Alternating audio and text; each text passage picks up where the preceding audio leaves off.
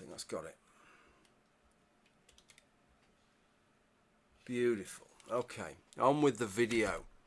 One of the complaints I've heard from Christians over the years is that if God does not exist, then there's no ultimate judgment. That if you do something wrong on earth, something terrible like murder somebody, and you manage to escape punishment on earth, then you escape punishment in its entirety, and that simply cannot be fair. That simply cannot be the case. Quite an easy argument to rebut.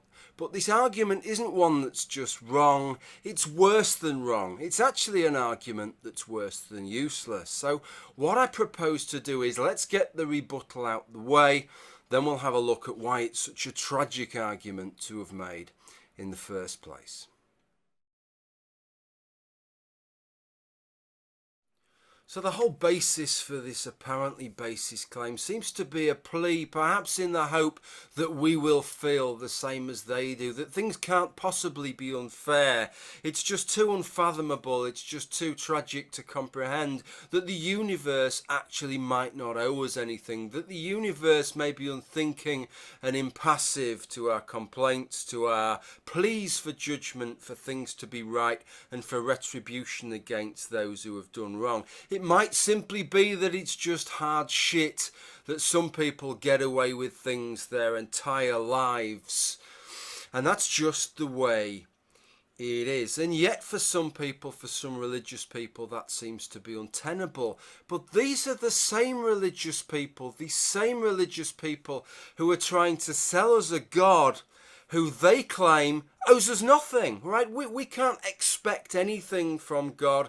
He owes us nothing, and anything that we get from that God that they're trying to sell us is over and above that which we should reasonably expect. Those two things really don't sit very well together, do they? But what I want to do is to look beyond the baseless, childlike simplicity of stomping your feet and saying something along the lines of, well, the universe isn't going to be fair if bad people don't get punished for the things that they've done, and you'll feel so much better about it if you believe in God and you think that everybody gets punished for what they've done.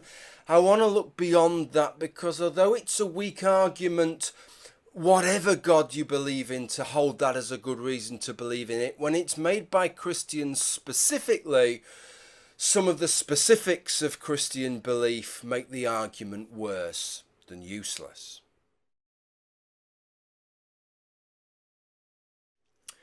So let me see if I can work through this one, and I'm going to invoke a flowchart. Yes, how terribly tedious a fucking flowchart to try and work through this one. So we have the punishment on the flowchart, which is hell. We have the reward on the flowchart, which is heaven. And then we have the misdeed, the thing that maybe needs to be punished, and that is the sin. Okay, so I hope you're with me so far. So if we work through the flowchart, then if you are without sin, then you just zip straight down there to heaven and you get your reward. Sounds pretty good, doesn't it? But even if you have sinned, there is a way out. If you ask Jesus for salvation, what happened is Jesus was the ultimate scapegoat. He suffered, we're told, so you don't have to. All you have to do is ask him to absolve you of your sins. He takes your sin on board, personalises it himself, and then you go to heaven. So on the face of it, it all looks rather marvellous, doesn't it? There's two routes to heaven, there's only the one route to hell.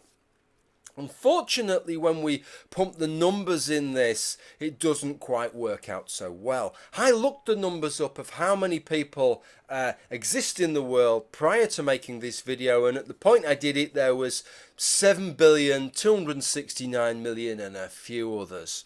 That was roughly where we were at. Okay, so how do these numbers match up? Well, I need to give you a little bit of Christian backstory in case you are not aware. There was an incident which happened. It was a bit of a sordid incident that happened about 6,000 years ago, involving the one thing that God really can't abide more than anything else, which is fruit theft. If there's one thing that really riles the guy up, it is when somebody starts nabbing his fruit. And so what happened here is that Adam and Eve, these two people, stole his fruit, and so fucked off was he that they'd done this, that not only did he punish them, but he decided to punish all their descendants forevermore. Now, as a lot of modern, more sophisticated Christians will tell you now, this never actually happened. It's just an allegory.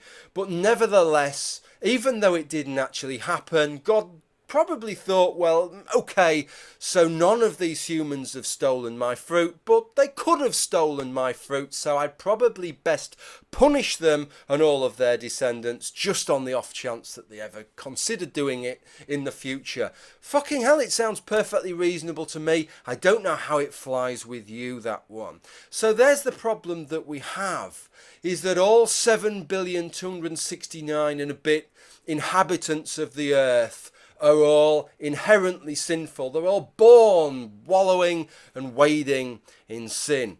And so that the number of people that go directly to heaven on that flowchart out of that 7,269 and a bit million is precisely 0.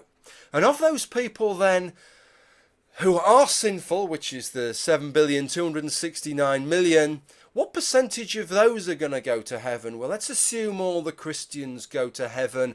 About 31.5% of the world's population is Christian, so 31.5% of the world's population is going to heaven, which is about 2.3 billion, and about 4.9 billion of us are going to wallow in eternal torment in hell. So good, so far. There is a real deep-rooted issue here, and it is that this system is neither doing what we would want it to do, nor what the Christians are selling to us. What we want, what we're being sold, is this idea that the murderers and the rapists and the terrorists, the real ne'er-do-wells of society, they're the ones that's going to be punished. They're going to get their comeuppance. They're going to end up in hell. And the rest of us, the decent folk, the people that we regard as decent folk, they're all going to go to heaven. But there's a big issue with this, is that this whole model isn't based on that. It's based on this concept of asking for salvation. If you ask for it, you get it. If you don't ask for it, you don't get it. If you're sinful, and any fucking thing is sinful. Yes, murder is sinful, but so in times gone by was boiling a baby goat in its mother's milk. So was having an ox and an ass on the same yoke. And I'm not sure that that is what the Deuteronomist meant by that, but I've got to say that is one fucking fine example of a muskox that you're looking at there. Masturbation is something lot today. Obviously I don't do it, but I know that most of my subscribers wank till their arms are almost falling off, and they're all going to go to hell on the basis of their wanking. Perhaps they're not even wanking. You could just be cleaning your cycling spectacles and God could misinterpret if he wasn't looking properly. Honestly, that can happen. It can actually look like you're having a wank. So this is the problem then. It really isn't doing the work that we would want it to do.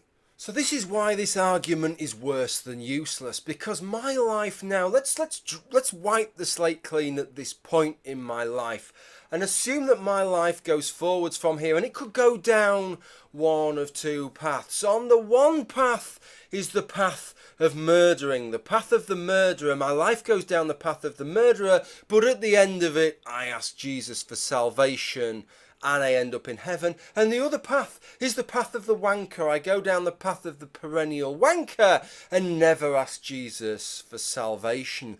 What happens is that the wanking me ends up in hell and the murdering me ends up in heaven. Bear in mind, this original argument was an appeal to fairness. If God doesn't exist, bad people are going to go unpunished. Good people are going to go unrewarded. How can that argument not be worse than useless when the argument that you substitute in its place amongst that 2.3 billion people that are going to heaven includes some of the most evil people that have ever existed, includes terrible people doing terrible deeds, and yet amongst that 4.9 billion people includes people the likes of Bob Geldof is going to be languishing down there in hell despite all the good he has done for the starving people in the world. That counts for absolutely fucking nothing because he never asked Jesus for forgiveness. I don't offer you a rebuttal of an argument here. I offer you an argument that is worse than fucking useless. Well, thank you for watching this video, and bye for now.